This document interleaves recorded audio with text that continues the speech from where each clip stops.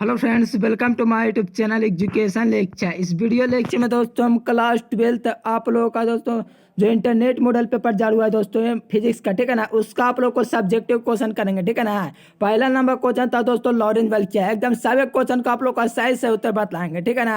आप लोग अगर इतना लिख दो तो दोस्तों एग्जाम में 2 मार्क्स आपको पक्का दिए जाएंगे, ठीक है ना। और यहाँ से आप लोग को जो 20 क्वेश्चन पूछेंगे बिहार बोर्ड में, यहाँ से 3-4 क्वेश्चन आप लोग को 2 मार्क्स के पक्का पूछे जाएंगे। यानी कि आप लोग को 10 का जवाब देना होता है दोस्तों, 4 क्वेश्चन अगर यहीं से मिल जाए तो सोच लीजिए आप लोगों का दोस्तों सोने पे सुहागा हो जाएगा।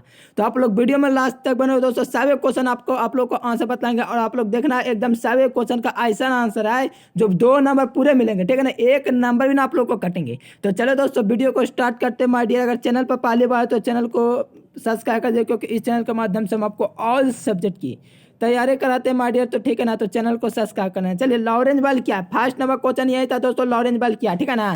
तो क्या, तो ध्यान समझिएगा, जब कोई गतिमान आवेश समरूप चुंबकीय क्षेत्र में गतिमान करता है तो उस कण पर एक प्रकार का चुंबकीय बल कार्य करता है, उस बल को ही लॉरेंज बल कहा जाता है। ठीक है, एकदम बहुत इंपॉर्टेंट है। जब कोई गतिमान आवेश होगा, ठीक है ना, कोई गतिमान है कि गतिशील होगा, जब कोई गतिशील आवेश या गतिमान आवेश समरूप चुंबकीय क्षेत्र में गतिमान करेगा दोस्तों, यानी कि गति करेगा समरूप चुंबकीय क्षेत्र में, तो उस कण पर एक प्रकार का बल कार्य करेगा, ठीक है ना। उस कण पर एक प्रकार का चुंबकीय बल कार्य करेगा। कैसा बल दोस्तों, उस कण पर कैसा बल कार्य करेगा, चुंबकीय बल। उस बल को ही, ठीक है ना, उस बल को ही लॉरेंज बल कहा जाता है। देखिए कितना इजी है दोस्तों, एकदम याद कर सकते हो। देखिए एफ वेक्टर बराबर दोस्तों होता है इसका सदिश रूप में, ठीक है ना। ए वेक्टर बराबर दोस्तों ई वेक्टर, ठीक है ना, E vector plus B vector cross होता है। आप लोग का एकदम इंपॉर्टेंट, एकदम ऑब्जेक्टिव ये क्लियर होता है, ठीक है ना। चलिए एकदम सभी क्वेश्चन का क्लियर करेंगे, तो आप लोग वीडियो में लास्ट तक बने रहो माय डियर, ठीक है ना। चलिए सेकंड नंबर क्वेश्चन, विद्युतीय द्विध्रुव क्या, ठीक है ना, इलेक्ट्रिक डाइपोल, ठीक है ना। तो देखिए एक दोस्तों पूछा गया था आप लोग को सेंटर एग्जाम में, विद्युतीय द्विध्रुव आघूर्ण क्या, ठीक है ना। तो इस बार पूछा गया विद्युत द्विध्रुव, तो आप लोग लगाइए इसका सूत्र। देखिए आप लोग को आंसर याद करना है, ठीक है ना, लगाना नहीं है। चलिए देखिए, जब समान परिमाण का किंतु विपरीत प्रकृति के 2 आवेश एक दूसरे से बहुत अल्प दूरी पर हो तो इस निकाय को ही विद्युतीय द्विध्रुव कहा जाता है। जब दो परिमाण का दोस्तों, जब समान परिमाण का यानी कि दोस्तों क्यू आवेश का होगा, ठीक है ना, किंतु विपरीत प्रकृति यानी कि प्लस माइनस, ठीक है, प्लस माइनस दो बिंदु आवेश एक दूसरे से काफी अल्प दूरी पर स्थित हो तो इस निकाय को विद्युतीय द्विध्रुव क्या, आघूर्ण कहा जाता है, विद्युतीय द्विध्रुव कहा जाता है, सॉरी विद्युतीय द्विध्रुव कहा जाता है। द्विध्रुव की लंबाई दोस्तों, देखिए द्विध्रुव की लंबाई को दोस्तों किससे सूचित किया जाता है, तो 2L द्वारा सूचित किया जाता है, आप लोग को पता होना चाहिए। अब विद्युत द्विध्रुव आघूर्ण क्या आता है, विद्युत द्विध्रुव का विद्युतीय द्विध्रुव आघूर्ण दोनों में से एक आवेश का परिमाण तथा आवेश दोनों आवेश के गुणनफल को विद्युतीय द्विध्रुव आघूर्ण कहता है, लेकिन यहाँ पे विद्युत द्विध्रुव कहा जाता है, ठीक है ना। एकदम यहाँ लिख दोगे तो एकदम 100% आप लोग को क्लियर नंबर दिए जाएंगे, ठीक है ना, एकदम बिल्कुल एकदम गर्दा गर्दा कर देंगे बिल्कुल। चलिए थर्ड नंबर क्वेश्चन क्या था, संधारित्र की धारिता को परिभाषित करना था, ठीक है ना, मात्रक के साथ, तो मात्रक भी आप लोग को दिया जाएगा। चलिए क्या है संधारित्र की धारिता, ठीक है ना, इसका आप लोग को पीडीएफ मिलेगा, तो आप लोग वीडियो में लास्ट तक बने रहो, कहाँ से मिलेगा बतला देंगे। चलिए, संधारित्र के प्लेटों के बीच एकांक विभवांतर उत्पन्न करने के लिए, संधारित्र के प्लेटों के बीच एकांक विभवांतर उत्पन्न करने के लिए संग्राहक पर, ठीक है ना, जितना आवेश कार्य करेगा ना दोस्तों, जितना आवेश देंगे उससे संधारित्र की धारिता कहते हैं, उसे संधारित्र की धारिता कहते हैं। एक बार और समझिए, संधारित्र के प्लेटों के बीच एकांक विभवांतर को उत्पन्न करने के लिए, संधारित्र के प्लेटों का जो होगा ना दोस्तों, संधारित्र का प्लेट उसके बीच एकांक विभवांतर को उत्पन्न करने के लिए संग्राहक पर, ठीक है ना, कितना दोस्तों, संग्राहक पर जितना आवेश दिया जाएगा, यानी कि जितना आप लोग का दोस्तों चार्ज उस पर आवेश देंगे तो उससे दोस्तों उस आवेश दिया जाता है, तो उससे उस संधारित्र की धारिता कहते हैं, यानी कि आवेश देंगे जो तो जितना आवेश देते हैं उससे संधारित्र की धारिता कहते हैं। चलिए, यदि संधारित्र के संग्राहक पर आवेश देने के कारण उसके प्लेटों के बीच विभवांतर भी है तो तब उसके संधारित्र पर लगने वाला दोस्तों धारिता सी बराबर क्यू बटा भी होगा, ठीक है ना। इसका मात्रक आप लोग ध्यान रखना फैराड होता है, ठीक है ना। देखिए फैराड, देखिए इसका मात्रक फैराड होता है, ठीक है ना। इसका एकान्य मात्रक दोस्तों तुल्य होता है कूलम बटे वोल्ट, ये भी आप लोग याद रखना। चलिए आशा एकदम क्लियर कर लेंगे। चलिए 4 नंबर क्वेश्चन था दोस्तों, प्रतिरोधकता क्या है, ठीक है ना। तो आप लोग एकदम गर्दा गर्दा छुड़ाना है दोस्तों, तो आप लोग पीडीएफ को भी ले लेना, ठीक है ना। पीडीएफ आप लोग को फ्री में दिए जाएंगे, पैसा का नहीं, ठीक है ना।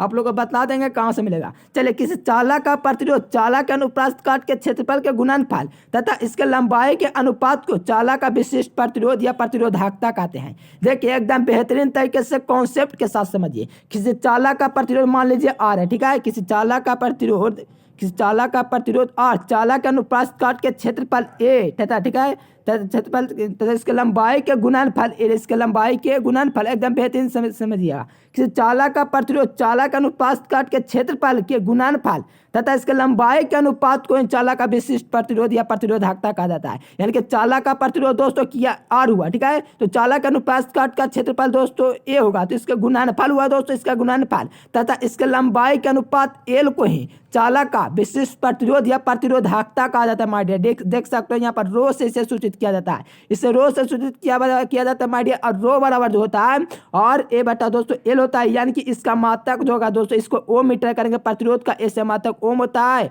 ओ मीटर होता है, और ए का दोस्तों एरिया का मीटर मीटर होता है, और मीटर बता मीटर, यानी कि ओ मीटर कट गए, यानी कि ओ मीटर आप लोग का इसका मात्रक हो गया। बीमा में देख सकते हो कैसे निकाला गया। चलिए एकदम क्लियर करते हुए चलेंगे सभी क्वेश्चन को। चलिए विद्युत वाहक बल क्या है, ठीक है ना, एकदम गर्दा छुड़ा देंगे एकदम बिल्कुल। चलिए विद्युत वाहक बल क्या है, ठीक है ना, व्हाट इज इलेक्ट्रिक फोर्स, ठीक है ना, एकदम इंपॉर्टेंट, महा इंपॉर्टेंट क्वेश्चन। देखिए किसी परिपथ में एकांक आवेश को प्रवाहित करने के लिए सेल द्वारा जितनी ऊर्जा की आवश्यकता होती है उसे विद्युत वाहक बल कहा जाता है। एकदम बेहतरीन तरीके से समझेगा। किसी परिपथ में एकांक आवेश को, ठीक है ना, एकांक आवेश Q को प्रवाहित करने के लिए सेल द्वारा जितनी ऊर्जा की आवश्यकता होती है, यानी कि एकांक आवेश को प्रवाहित करने के लिए जितनी ऊर्जा की आवश्यकता होगी उसे दोस्तों हम लोग क्या करेंगे, उससे हम लोग क्या कहेंगे, उससे हम लोग दोस्तों क्या कहेंगे, विद्युत वाहक बल कहते हैं। एक और समझिए, किसी परिपथ में एकांक आवेश को प्रवाहित करने के लिए, एकांक आवेश यानी कि एकांक आवेश ना बोल रहा है दोस्तों, तो आवेश को प्रवाहित करने के लिए, ठीक है ना, जितनी ऊर्जा यानी कि बल की आवश्यकता होगी उससे दोस्तों विद्युत वाहक बल का, यानी कि WIQ, ठीक है ना। तो देखिए एकदम मान लिया मैंने, क्या मान लिया कि परिपथ से Q आवेश है प्रवाहित करने पे किया गया कार्य W है, तो दोस्तों विद्युत वाहक बल WIQ किया गया कार्य बटा आवेश, ठीक है। तो इसका मात्रक जो होता है माय डियर वो वोल्ट होता है, ठीक है ना, जिसे जूल प्रति कूलाम भी कहा जाता है, क्योंकि कार्य का मात्रक जूल होता है, आवेश का मात्रक कूलाम होता है, ठीक है ना। एकदम वही कॉन्सेप्ट, एकदम वही जलवा, ठीक है ना। ऑप्शन नंबर यहाँ पर नहीं है, एकदम सभी क्वेश्चन को एकदम चटाचट करके याद कर लेना माय डियर। चलिए कार्बन का प्रतिरोध क्या है, इसके कलर कोडों से आप क्या समझते थे। कार्बन का प्रतिरोध नहीं पूछा था कि कार्बन प्रतिरोध के कलर कोड का वर्णन करें, तो वहां से मैं चलूंगा जहां से आप लोग को आंसर है, ठीक है ना। चलिए कार्बन प्रतिरोध रंगीन धारियों के द्वारा व्यक्त किया जाता है, जिसे कार्बन प्रतिरोध या कलर कोड कहा जाता है। कार्बन प्रतिरोध जो होता है माय डियर, ठीक है ना, कार्बन प्रतिरोध रंगीन धारियों के द्वारा व्यक्त किया जाता है, जिसे क्या जाता है, कार्बन प्रतिरोध कहा जाता है। एकदम यही आप लोग याद कर लो माय डियर, एकदम आप लोग को हवा छोड़ देना एग्जाम में जाकर के, ठीक है ना, एकदम बिल्कुल एकदम सभी क्वेश्चन को याद करते कि कार्बन प्रतिरोध का कलर कोड निम्नलिखित होता है, ठीक है ना। देखिए कार्बन प्रतिरोध का कलर कोड निम्नलिखित होता है, लेकिन मैंने उतना नहीं लिखा क्योंकि आप लोग का 2 मार्क्स का क्वेश्चन है, 5 मार्क्स का क्वेश्चन है कि आप लोग लंबा लिखे हैं। देखिए ये आप लोग एकदम इंपॉर्टेंट क्वेश्चन, ठीक है ना। कितना नंबर क्वेश्चन दोस्तों यहाँ पर 1 लिख दिया, 7 नंबर क्वेश्चन है, ठीक है ना। तो आप लोग ध्यान रखना, कहता है पारस्परिक प्रेरण या अनोन प्रेरण क्या है। देखिए अनोन प्रेरण या पारस्परिक प्रेरण, ठीक है ना, एकदम इंपॉर्टेंट है, दोनों एक ही होता है दोस्तों। तो आप लोग इसका कंफ्यूज को आप लोग दूर कर लीजिए, ठीक है ना। चलिए देखिए क्या कहता है,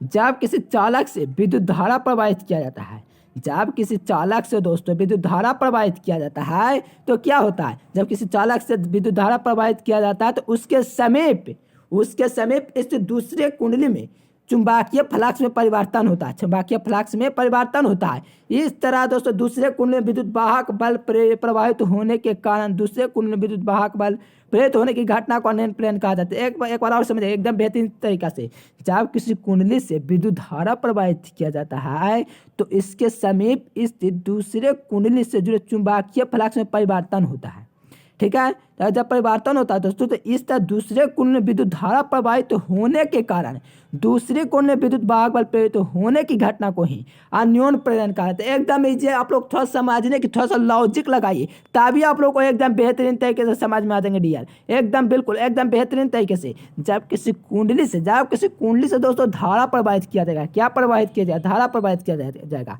तो इसके समीप इस दूसरे कुंडली से जुड़े, इसके समीप होगा ना दोस्तों कोई दूसरा कुंडली, उससे जो चुंबकीय फ्लक्स में क्या होगा, परिवर्तन हो जाएगा। तो इस तरह दूसरे कुंड में विद्युत धारा प्रवाहित हो जाएगा, ठीक है ना। तो दूसरे कुंड में इस तरह विद्युत वाहक बल प्रेरित हो जाएगा। इस घटना को अन्योन प्रेरण या पारस्परिक प्रेरण कहा जाता है। एकदम गर्दा छुड़ा के आएंगे 2005 में, सभी लोग याद कर लीजिए। चलिए चौक कुंडली, ठीक है ना, चौक कुंडली चौक कुंडली क्या, एकदम सब लोग लगाइए। इसका लाइक नहीं ठोको तो लाइक ठोक दीजिए, क्योंकि हम आपके लिए इतना मेहनत करें, ठीक है ना। तो आप लोग लाइक भी कर दीजिए, ठीक है ना। चलिए, चौक कुंडली क्या, ठीक है ना, एकदम इंपॉर्टेंट क्वेश्चन है, एकदम बिल्कुल पूछ सकता है एकदम 22 में, एकदम पहला नंबर क्वेश्चन, ठीक है ना। चलिए, क्या कहता है, चौक कुंडली उस उच्च प्रकार की एक कुंडली होती है। चौक कुंडली एक उच्च प्रकार की कुंडली होती है जो नरम लोहे के करोड पर विद्युत रोधित तांबे के तार को लपेट कर बनाई जाती है। क्या, जो नरम लोहे के करोड पर, ठीक है ना, जो नरम लोहे के करोड पर, ठीक है ना, विद्युत रोधित तांबे के तार को लपेट कर बनाई जाती है। किस पर दोस्तों, नरम लोहे के करोड पर विद्युत रोधित तांबे के तार को लपेट कर बनाई जाती है। इस कुंडली में इस कुंडली का प्रतिरोध लगभग शून्य होता है। पूछेगा तो सब्जेक्ट में चौक कुंडली का प्रतिरोध होता है तो लगभग शून्य होता है, ठीक है ना। परंतु लोहे के क्रोड के कारण इसका प्रतिघातों का मान अधिक होता है। देखिए, जो परंतु दोस्तों लोहे का क्रोड जो होता है ना, लोहे का क्रोड, इसके कारण इसका प्रतिघातों का जो मान होता है ना, वो दोस्तों हाई होता है, अधिकतम होता है, अधिक होता है, ठीक है ना। एकदम सब लोग याद कर लीजिए, एकदम अधिक होता है तो और क्या देगा, और इस पर इसका प्रतिरोध बहुत ही अधिक हो जाता है। इसका मान अधिक होता है और इसका प्रतिरोध बहुत अधिक होता है। क्या होता है दोस्तों, अधिक होता है, जो परपथ की प्रतिबाधा को बढ़ा देता है। जो परपथ का जो प्रतिबाधा होगा उसको बढ़ा देगा। कुंडली का यह लाभ है कि इसके कारण दोस्तों परपथ में विद्युत ऊर्जा का व्यय न्यूनतम होता है। देखिए, कुंडली का जो लाभ होगा डियर, वो क्या होगा, इसके कारण जो परपथ में विद्युत ऊर्जा का जो व्यय होगा वो न्यूनतम होगा। क्या होगा, न्यूनतम होगा, एकदम बिल्कुल, एकदम सब लोग याद कर लीजिए। चलिए, पृथ्वी को चुंबकीय तत्व से आप लोग क्या समझते हैं, बतला सकते हैं, बिल्कुल बतला सकते हैं आप लोग, ठीक है ना। चलिए, 10 नंबर ऐसा क्वेश्चन कर रहा है, कहता क्या है, पृथ्वी के चुंबकीय तत्व से आप लोग क्या समझते हैं, ठीक है ना। तो हम लोग समझते हैं कि किसी स्थान पर पृथ्वी के चुंबकीय क्षेत्र के परिमाण, किसी स्थान पर दोस्तों पृथ्वी के चुंबकीय क्षेत्र के परिमाण और दिशा का ज्ञान, दिशा का पूर्ण ज्ञान, दिशा का पूरा ज्ञान जो जिन राशियों से प्राप्त होता है उन्हें पृथ्वी का चुंबकीय तत्व कहा जाता है। ये तत्व जो होते हैं दोस्तों दिक्पात होते हैं, ठीक है ना, और नातिकोण या नमन कोण होते हैं। पृथ्वी के चुंबकीय क्षेत्र का 36 घटक होता है। पृथ्वी के चुंबकीय क्षेत्र का 36 घटक होता है। चलिए, एक बार और पढ़ लेते हैं ताकि आप लोगों को एकदम कन्फर्म 100% दिमागों में घुस जाए। चलिए, कहता है किसी स्थान पर पृथ्वी के चुंबकीय क्षेत्र का परिमाण, ठीक है ना, चुंबकीय क्षेत्र का परिमाण और दिशा का पूर्ण ज्ञान जिन राशियों से प्राप्त होता है उन्हें पृथ्वी का चुंबकीय तत्व कहा जाता है। एकदम बिल्कुल, एकदम 100% एक्सेप्ट राइट आंसर एकदम बिल्कुल याद कर लीजिए, एकदम आएगा। एकदम सभी इजी क्वेश्चन है, सभी सब्जेक्ट में इजी है, ठीक है ना। एकदम तहलका मचा देना, एकदम मैथ से तो डरना ही नहीं है, ठीक है ना। एकदम बहुत इजी पूछा है मैथ वाला, ठीक है ना। आप लोग को लगेगा कि थोड़ा हार्ड है लेकिन थोड़ा घुमा कर डाला, लेकिन बहुत इजी है, ठीक है ना। आप लोग समझना। अपवर्तनांक क्या है, what is the refractive of index, ठीक है ना, रिफ्रैक्टिव इंडेक्स, ठीक है ना। तो निर्वात या हवा में प्रकाश की चाल, देखिए निर्वात में या हवा में प्रकाश की चाल, निर्वात या हवा दोस्तों एक ही हुआ, यानी कि इसका सेंस ये नहीं कर रहा है। निर्वात या हवा में प्रकाश की चाल और किसी माध्यम में प्रकाश की चाल, देखिए निर्वात में प्रकाश की चाल और किसी माध्यम में प्रकाश की चाल के अनुपात को ही हम लोग अपवर्तनांक कहते हैं। और अपवर्तनांक को माय डियर उम्यू से सूचित किया जाता है, उम्यू, ठीक है ना, एकदम बिल्कुल। मान लिया कि निर्वात या हवा के प्रकाश की चाल दोस्तों C0 है, तो इसके माध्यम के जो प्रकाश की चाल होगी वो CM हो जाएगी माय डियर, सेंटीमीटर एकदम नहीं, CM, ठीक है ना। जैसे C0 देगा तो CM होता है, ठीक है ना, एकदम याद कर लीजिए, मानना पड़ता है, ठीक है ना, तभी 2 मार्क्स मिलेंगे। ऐसे मैंने ना बोला कि आप लोग को ऐसा लिखोगे तो बिल्कुल 2 मार्क्स मिलेंगे, ऐसे थोड़ी मिल जाएंगे, आप लोग को कुछ मानना पड़ेगा। चलिए, मान लिया कि निर्वात या हवा में प्रकाश की चाल C0 है और इसके माध्यम का अपवर्तनांक की चाल क्या है, CM है। चलिए, इस नियम से दोस्तों तो क्या हो जाएंगे, इम्यू बराबर C0/CM हो जाएंगे। लेकिन माय डियर ये तो इसका बीमा तो होता नहीं है, मात्रक तो होता नहीं, तो दोस्तों मात्रक बेहीन होता है। पूछेगा अपवर्तनांक का मात्रक है, जैसे कि आप लोग को एग्जाम में आया था, क्या आया था, जैसे कि पूछा था अपेक्षिक परावैधता का मात्रक बताइए, वो तो मात्रक विहीन होता तो उसका मात्रक नहीं होता है। उसी प्रकार पूछेगा 2022 में कि अपवर्तनांक का मात्रक बताएं, तो आप लोग ध्यान रखना ये मात्रक विहीन होता है, इसका कोई मात्रक वगैरह कुछ नहीं होता है, ठीक है ना, ना बीमा ही होता है। जब मात्रक होगा नहीं तो बीमा कहाँ से आएगा, ठीक है ना, एकदम बिल्कुल याद रख लेना, एकदम आएगा एग्जाम में सभी। चलिए, निकट डिस्ट्रिक्ट दोस्त हमें नहीं पता करना, हमें निकट डिस्ट्रिक्ट के दोस्तों दोषों को वर्णन करना है, ठीक है ना, यही क्वेश्चन आया था। निकट दोष के 2 कारण से उत्पन्न होता है। देखिए, तो कारण तब पूछा था कि निकट डिस्ट्रिक्ट दोष का कारण क्या है, तो माय डियर नेत्र गोला का लंबा हो जाने से, ठीक है ना, या दृष्टि दोष उत्पन्न होता है। नेत्र गोला का लंबा हो जाने से, नेत्र गोला का लंबा हो जाएगा दोस्तों तो क्या हो जाएंगे, निकट दृष्टि हो जाएंगे। और नेत्र लेंस का फोकस दूरी कम हो जाने से यह दृष्टि दोष उत्पन्न होता है। देखिए दो गो आप लोग का दोस्तों कारण मैंने यहाँ पर आप लोग को रीजन दे दिया है, ठीक है ना। नेत्र गोला का लंबा हो जाने से यह दृष्टि दोष उत्पन्न होता है और नेत्र लेंस का फोकस दूरी कम हो जाने से यह दृष्टि दोष उत्पन्न होता है। एकदम इजी है, एकदम बिल्कुल याद करिए एक बार में, ठीक है ना, एकदम एक बार में याद होने वाली बात है दोस्तों। आप लोग सोचो नेत्र गोला, कहते हैं कि आप लोग नेत्र गोला वगैरह पढ़े होंगे चैप्टर तो आप लोग को पता होगा, क्योंकि आप लोग को याद हो जाएंगे एक बार में पढ़ने से। जो नहीं पढ़ेंगे उनको नहीं याद हो रहेगा, ठीक है ना। लेकिन आप लोग समझिए, नेत्र गोला का लंबा हो जाने से यह दृष्टि दोष उत्पन्न होता है। नेत्र गोला का लंबा हो जाने से यह दृष्टि दोष उत्पन्न होता है। नेत्र लेंस का फोकस दूरी कम हो जाने से यह दृष्टि दोष होता है। नेत्र लेंस की फोकस दूरी जब कम हो जाएगा तो यह दृष्टि दोष हो जाएगा। एकदम बिल्कुल 100% सही उत्तर सही है, ठीक है ना, एकदम 100% एकदम आसान क्वेश्चन। प्रकाशीय तरंग क्या है, ठीक है ना, तरंग क्या है। देखिए जिस क्वेश्चन का मैंने आप लोग को छोड़ा, ठीक है ना, कुछ क्वेश्चन छूट गए होंगे, ठीक है ना, ठीक है ना। तो आप लोग टेलीग्राम चैनल या व्हाट्सएप ग्रुप का लिंक नीचे दिया गया, तो आप लोग ज्वाइन हो जाएंगे, ठीक है ना। टेलीग्राम को ज्वाइन करना, वहाँ पर आप लोग को पीडीएफ वगैरह दे दिए जाएंगे और जो क्वेश्चन छूटे उसका भी दे दिए जाएंगे। चलिए, प्रकाशीय तरंग के सभी दिशाओं में समान रूप से कंपन करते हुए एक निश्चित आकार का निर्माण करती है, ठीक है ना, उससे तरंगाग्र कहते हैं। प्रकाशीय तरंग सतह का हमेशा लंबवत होती है, ये भी लिख देना तो कोई दिक्कत की बात नहीं है, ठीक है ना। प्रकाशीय तरंग जो होता है ना दोस्तों, सभी दिशाओं में समान रूप से कंपन करते हुए एक निश्चित आकार का निर्माण करती है, उससे दोस्तों क्या कहते हैं, तरंगाग्र कहते हैं। माय डियर स्टूडेंट आप लोग याद कर लीजिए, ठीक है ना, एकदम बिल्कुल 100% आंसर है। चलिए, नाभिकीय संलयन दिखा, ठीक है ना। तो जब दो छोटे छोटे नाभिक मिलकर के एक बड़े नाभिक का निर्माण करता है तो इस क्रिया को नाभिकीय संलयन कहा जाता है। इसमें दोस्तों विशाल मात्रा में ऊर्जा मुक्त होती है। चलिए, इसका आप लोग एकदम सब लोगों को आप लोग को याद कर लेना सभी क्वेश्चन का आंसर। चलिए, नॉट गेट नहीं पूछा था, एंड गेट पूछा था। कहाँ गया एंड गेट, कहाँ गया एंड गेट, हाँ आया। देखिए एंड गेट की परिभाषा लिखना, चित्र वगैरह नहीं पूछ लिखना होता है, ठीक है ना। आप लोग समझिए क्या करना है आप लोग को। एंड गेट उस आंकिक परपथ को कहते हैं जिस परपथ में दोनों स्विच आपस में श्रेणी क्रम में जुड़ा हो। और दोस्तों और गेट में क्या होता है, समांतर क्रम में जुड़ा होता है, एकदम याद रखना है।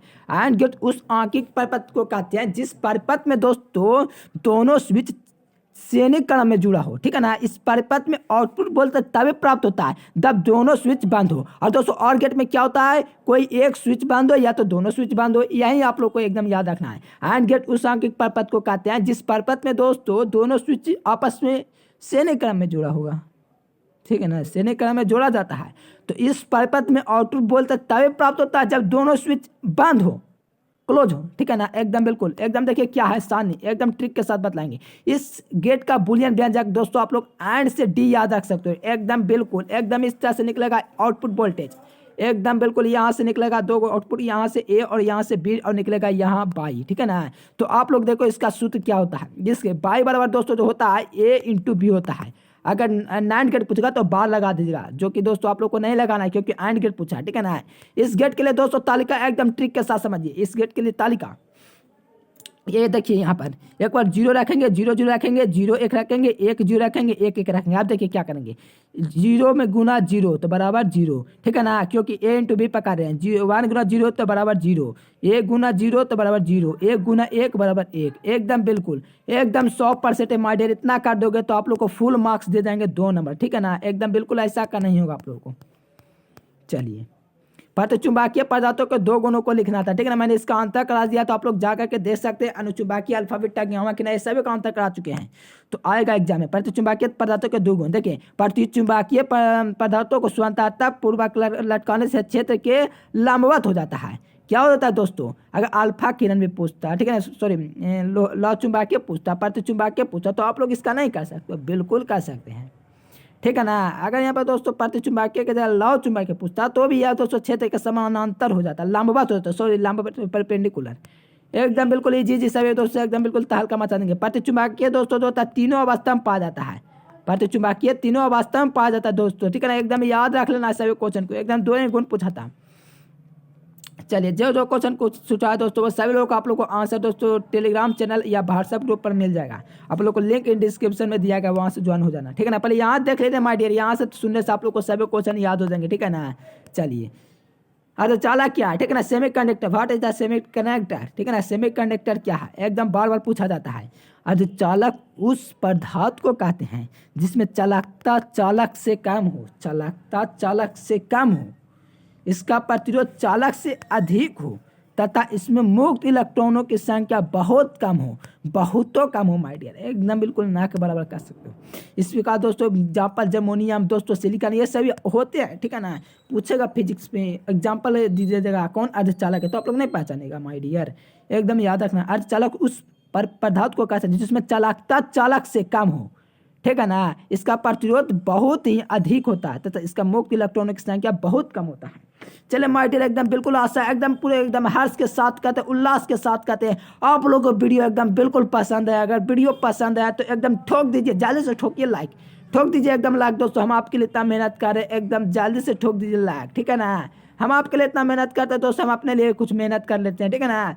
अगर वीडियो पसंद आए तो वीडियो को लाइक कर दीजिए, चैनल को सब्सक्राइब करके वीडियो को शेयर कीजिए, ठीक है ना। आप लोग वीडियो को नहीं शेयर करते तो गलत बात है। हम आपके लिए भी इतना मेहनत करते हैं, आपके बेहतर रिजल्ट की कामना करते हुए मैं आप लोग को एकदम बेहतर आंसर की प्रोवाइड कर रहा हूँ, ठीक है ना। तो आप लोग कुछ नहीं करना, वीडियो को कम से कम शेयर कर देना, वीडियो को लाइक नहीं ठोको तो ठोक दीजिए, चैनल को भी सब्सक्राइब तो कंपलसरी की बात है, एकदम सब्सक्राइब कर लीजिए, एकदम जरूरी बात है, एकदम याद कर लीजिए, ठीक है ना। चलिए फिर मिलेंगे माय डियर नेक्स्ट वीडियो में, तब तक के लिए bye bye, thanks for watching this video. जय हिंद, वंदे मातरम।